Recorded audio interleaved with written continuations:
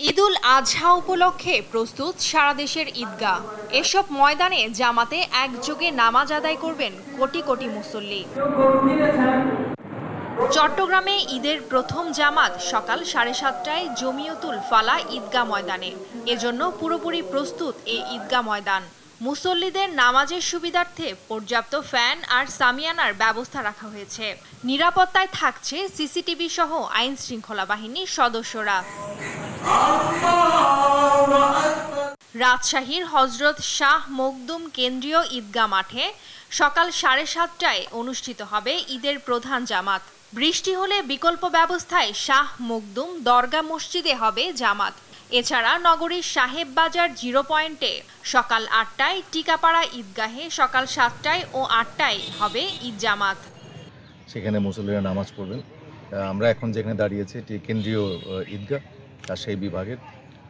তো এখানে 7:30টায় ঈদ জামাত শুরু হবে। তো সেই উপলক্ষে আমরা এই জায়গাটা ভিজিট করতে এসেছি। এখানে যে নিরাপত্তা ব্যবস্থাপনা আছে সেটি বেশ ভালো, নিরাপত্তা ব্যবস্থাপনা ভালো। ময়মনসিংহ জেলার প্রায় 2500 স্থানে পবিত্র ঈদুল আজহার জামাত অনুষ্ঠিত হবে। এর মধ্যে প্রধান জামাত সকাল 7:30টায় অনুষ্ঠিত হবে নগরীর কাচিঝুলির আঞ্জুমান ঈদগাহ মাঠে। ঈদের জামাত ঘিরে নগরীতে বাড়ানো হয়েছে নিরাপত্তা। বরিশালে ঈদের প্রধান জামাত সকাল 8টায় হবে নগরীর বান্থ রোডস্থ হেমায়েত উদ্দিন ঈদগাহ ময়দানে। সিটি কর্পোরেশন এরই মধ্যে শেষ করেছে সংস্কার ও পরিষ্কার পরিচ্ছন্নতার কাজ। ঈদগাহ জুড়ে বসানো হয়েছে সিসিটিভি ক্যামেরা, মোতায়েন করা হয়েছে আইন শৃঙ্খলা রক্ষাকারী বাহিনীর সদস্য।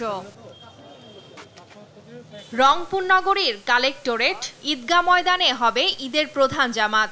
নামাজ শুরু হবে সকাল 8:30টায়। তবে বৃষ্টি হলে জামাতের জন্য বিকল্প ব্যবস্থা রাখা হয়েছে মডেল মসজিদে। জামাত ঘিরে নগরী জুড়ে জোরদার করা হয়েছে নিরাপত্তা। টুম্পা আফরোজ, নিউজ ডেস্ক, দেশ টিভি।